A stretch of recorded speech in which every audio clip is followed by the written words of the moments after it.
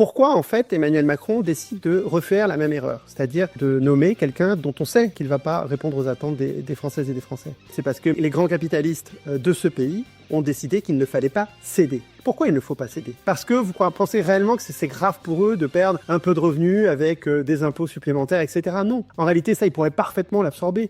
Et pourquoi ils l'acceptent pas? Parce que s'ils l'acceptent, ça veut dire qu'on a gagné. S'ils l'acceptent, ça veut dire qu'ils cèdent sur les retraites. Ça veut dire que les syndicats ont gagné. Ça veut dire qu'on reprend confiance.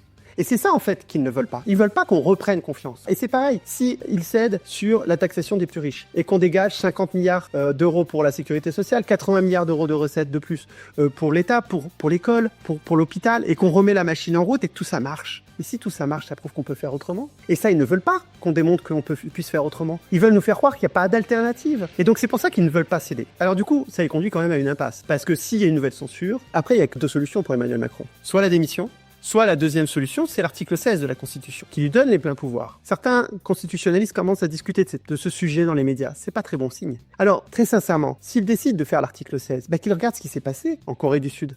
C'est ce qu'a fait le président de Corée du Sud. Les résultats des élections législatives ne lui plaisaient pas, donc il a voulu dissoudre l'Assemblée nationale, et ensuite il n'a pas voulu reconnaître le résultat de l'Assemblée nationale, exactement comme Emmanuel Macron.